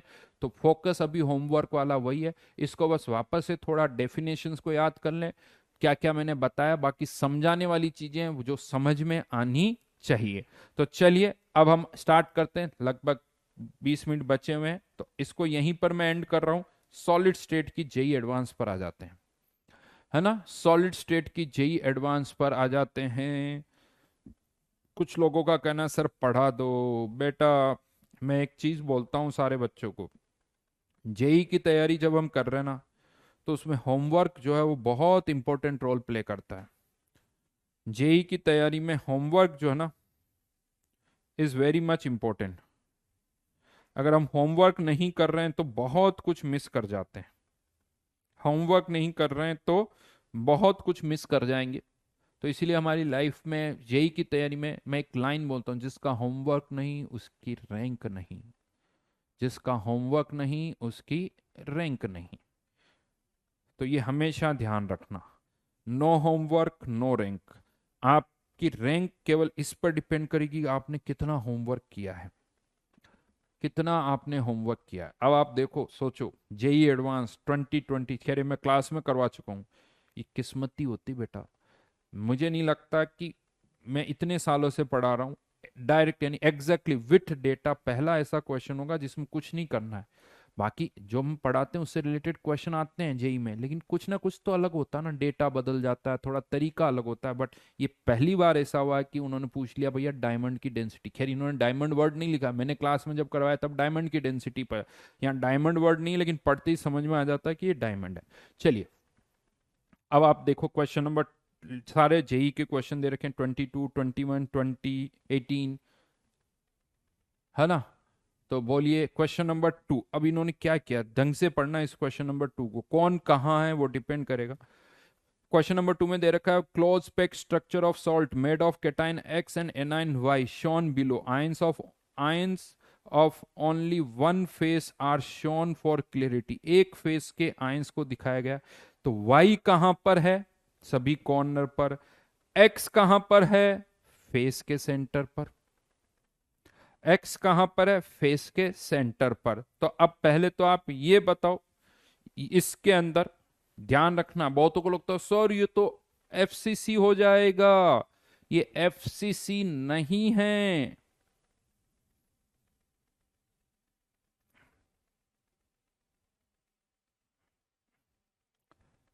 ये है ना, ध्यान रखना, ये एफसीसी, क्योंकि एफसीसी में कॉर्नर वाले एटम्स एक दूसरे को टच नहीं करते हैं। एफसीसी में कॉर्नर वाले एटम्स एक दूसरे को टच नहीं करते हैं, जबकि यहां पर तो वो कर रहे हैं, यहां पर वो कर रहे हैं। तो अब हमें क्या करना होगा, एक्स के कितने एटम्स है, वाई के कितने एटम्स है, तो हर एक कॉर्नर पर सब यानी 1/8 × 8, तो एक हो गया। इसके एक्स के फेस के सेंटर पर है, फेस सेंटर कितने 6, तो इसके हो गए 3 और इसका हो गया 1। समझ में आया, यानी इसके 3 है और इसके 1 है। ये तो एक बात हो गई। अब यहां पर हमें रिलेट करना है इस चीज को, तो कैलकुलेशन करनी पड़ेगी, पैकिंग एफिशिएंसी निकालनी है। तो पैकिंग एफिशिएंसी या पैकिंग फ्रैक्शन 4/3 पाई, वाई का तो एक ही एटम है तो RY3, बट एक्स के कितने 3 एटम है तो 3RX3 अपॉन A3। तो अब आपको क्या करना पड़ेगा, अब आपको क्या करना पड़ेगा, आपको यहां पर रेडियस और इनमें सब में रिलेशन ढूंढना पड़ेगा। एक सेकेंड,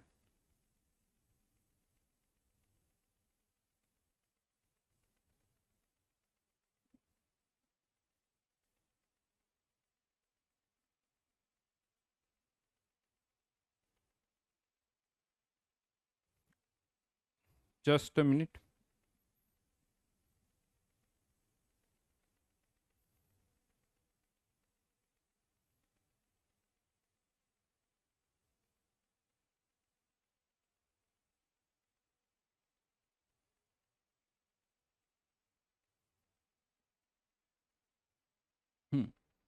तो अब यहां पर हमें इसको एक रिलेशन ढूंढना है।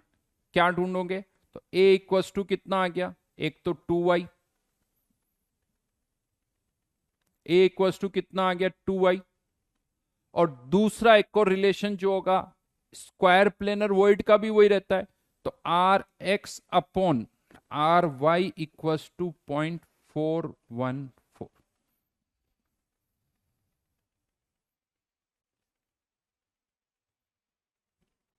क्या करो, सबको y की टर्म्स में पुट कर दो, ए को भी रेडियस ऑफ y की टर्म में, रेडियस ऑफ एक्स को भी वाई की टर्म में यहां पुट करके आंसर निकाल लीजिए। बट आप सोचो, अच्छा खासा कैलकुलेशन है, अच्छी खासी कैलकुलेशन है यहां पर। ये सिंपल क्यूबिक नहीं है बेटा, सिंपल क्यूबिक नहीं है। सिंपल क्यूबिक में कहां एटम होता है? यहां पर क्या दे रखा है? ओनली वन फेस, एक फेस को दिखाया गया है। सिंपल क्यूबिक में क्यूब का सेंटर होता है। सिंपल क्यूबिक में क्यूब का सेंटर होता है, समझो बेटा।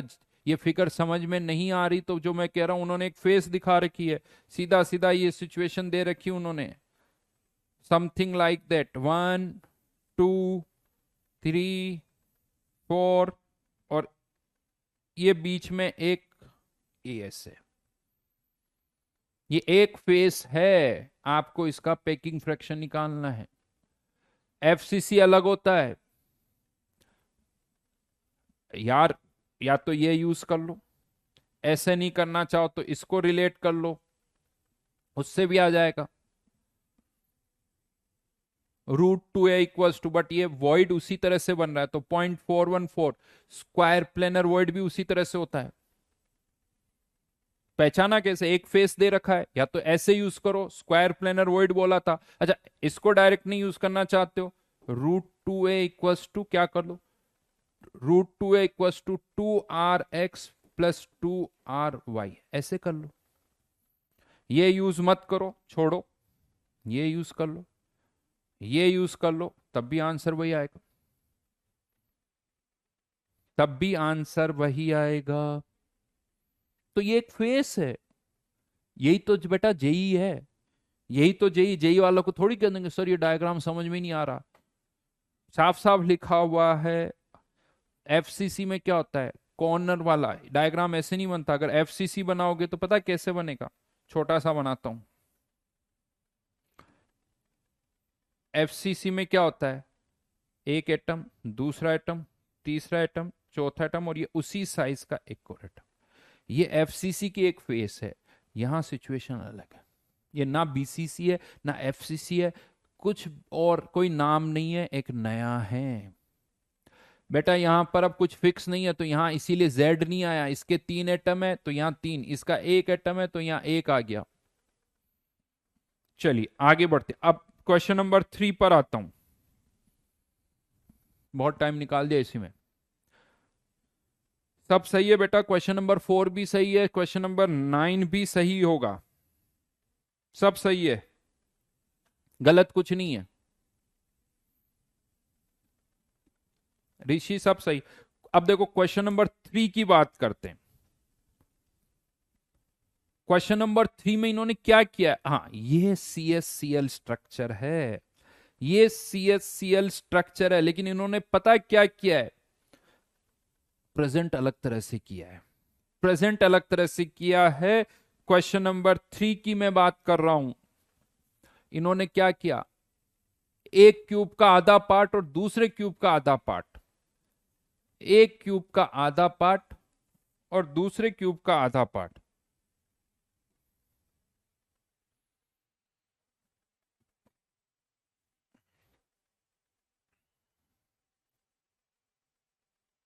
चलो बना ही लेते हैं।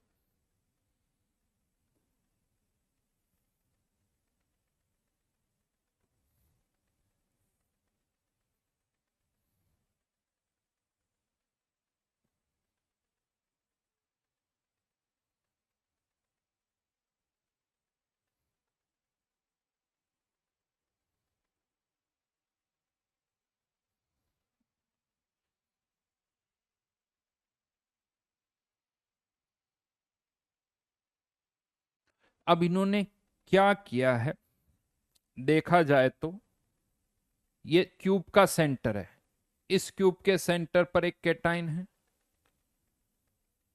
और इस क्यूब के सेंटर पर ये चारों एनाइन है, ये एक्स और ये एम, एक एम और एक एम। बट ये सिंपल सा एक स्ट्रक्चर है, ये भी एक्स है, तो ये कौन से वॉइड में हुआ? क्यूबिक वॉइड में। ये कौन से वॉइड में हुआ? क्यूबिकॉइड में।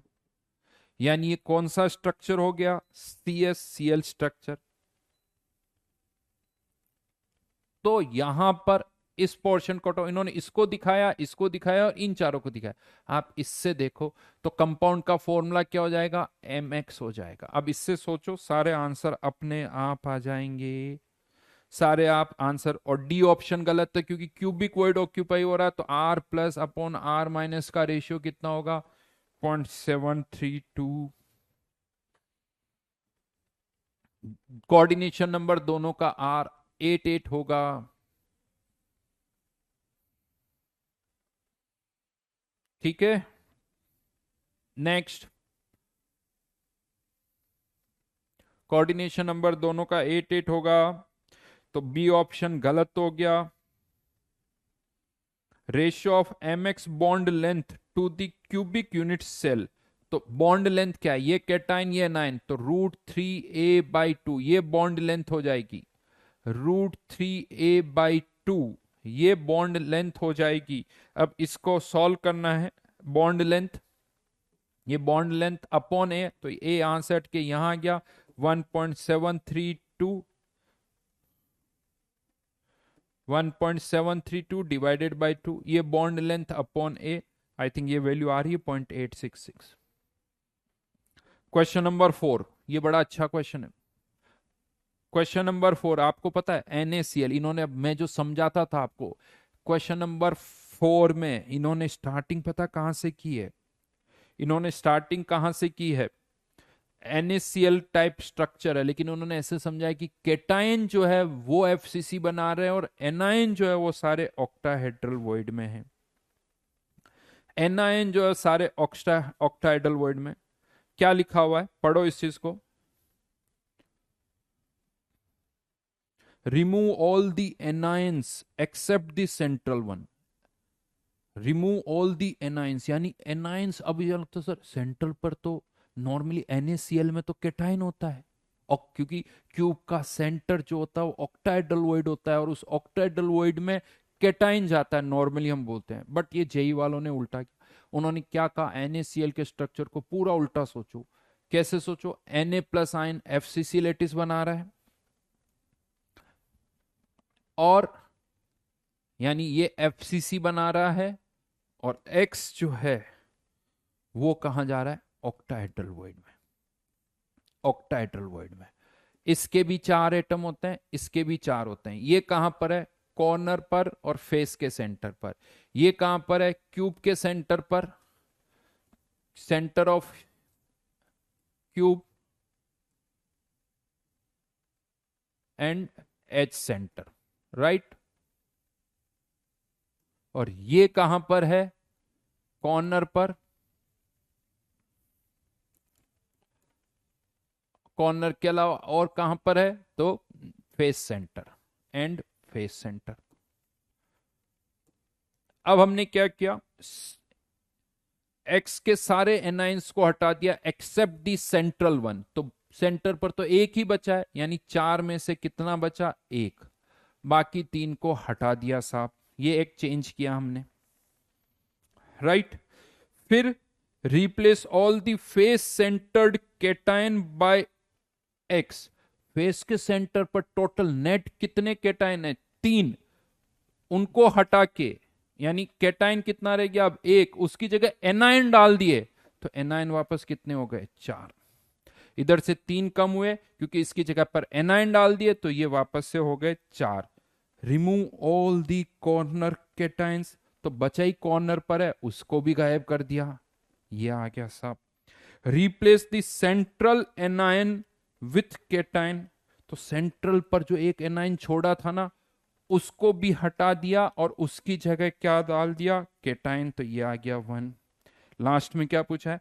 एनाइन टू केटाइन का रेशियो जो कि 3:1 है।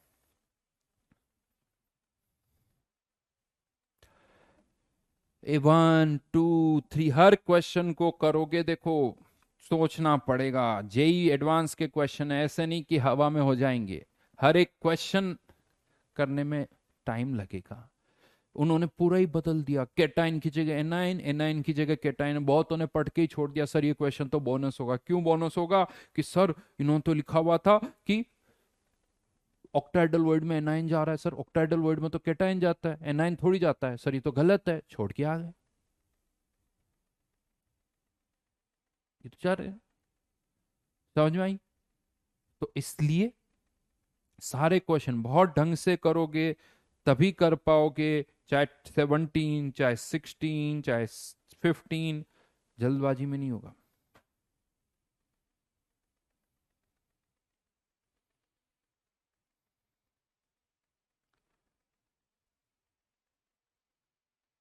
सॉल्यूशन चैप्टर बेटा बहुत टाइम लगेगा, अभी वो नहीं होगा। क्वेश्चन नंबर 7, क्वेश्चन नंबर 7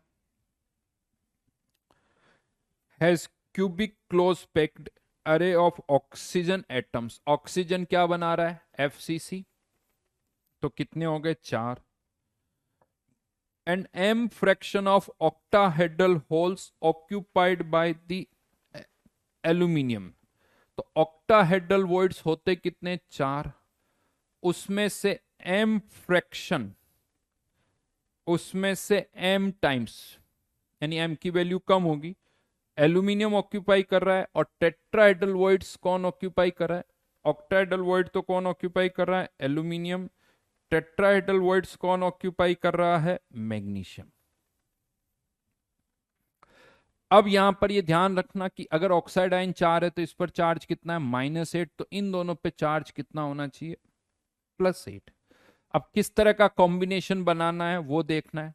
तो सोचो एल्यूमिनियम आयन +3, मैग्नीशियम +2, तो ऑब्वियसली इसका एक और इसके, ऐसे तो हो नहीं सकता। टोटल +8 का क्या चाहिए? तो यानी इसके 2 और इसका 1, तभी +8 हो जाएगा। इसके 2 आयन है तो +6, इसका 1 है तो +8। अब यानी ऑक्टाहेड्रल वॉइड कितने ऑक्यूपाई हो रहे हैं? 2। होते कितने हैं? 4। यानी कितने फ्रैक्शन? 1/2। कितने ऑक्टाहेड्रल वॉइड ऑक्यूपाई हो रहे हैं? 1/2। टेट्राहेड्रल कितने ऑक्यूपाई हो रहे हैं? 1/8। ये आंसर आ गया, आगरा।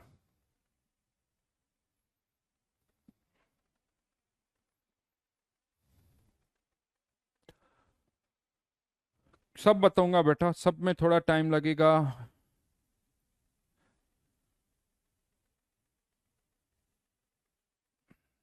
क्वेश्चन नंबर 5 में डेंसिटी दे रखी, number of atoms present in, molecular mass निकालना पड़ेगा। क्वेश्चन नंबर 5 ये वैसे कैलकुलेशन हो सकती, बाकी कॉन्सेप्चुअली तो बड़ा सिंपल सही है। एफसीसी की बात हो रही, डेंसिटी 8 दे रखी है, 4 मॉलिक्यूलर मास निकालना है अपॉन एवोगैड्रो नंबर, और एज लेंथ है 400 पिकोमीटर, यानी 10⁻⁻12। लेकिन हमें किस में पुट करना पड़ेगा? सेंटीमीटर में। तो यानी इंटू 10⁻⁻10 की पावर 3। एवोगैड्रो नंबर की वैल्यू पुट करके सॉल्व करने ना, यहां से मॉलिक्यूलर मास आ जाएगा और उससे आगे हो जाएगा।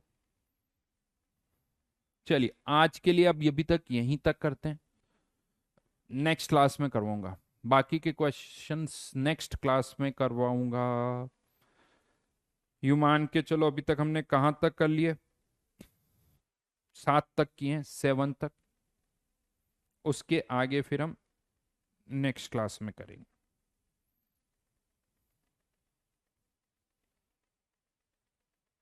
शुभांकर सब सही है, तुम डिसाइड मत करो, कम से कम इतना तो समझ लो कि तुम खुद डिसाइड कर लोगे कौन सा सही और कौन सा गलत है, तो फिर तो क्या होगा, है?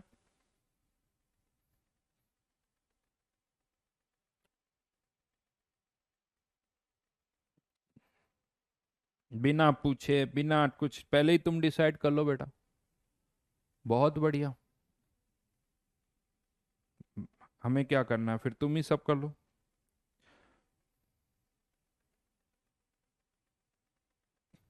चलिए तो नेक्स्ट क्लास में इसके आगे डिस्कस करेंगे, है ना? तो होमवर्क आज कुछ नया नहीं है। एक तो देखो टेस्ट आ रहा है तो उसकी तैयारी करो।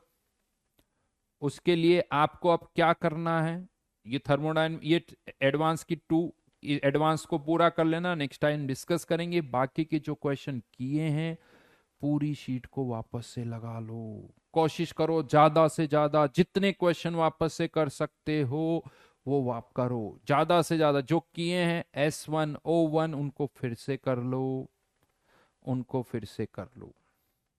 और मैंने एक और चीज कही थी, सेमीकंडक्टर और मैग्नेटिक प्रॉपर्टीज वो एनसीईआरटी से पढ़ लेना, सेमीकंडक्टर मैग्नेटिक प्रॉपर्टीज वो एनसीईआरटी से पढ़ लेना, क्योंकि उस पर थियोरेटिकल क्वेश्चंस आ सकते हैं, तो वो अच्छी तरह से पढ़ लेना। राइट, चलिए मिलते हैं नेक्स्ट क्लास में। Bye bye, see you, thank you.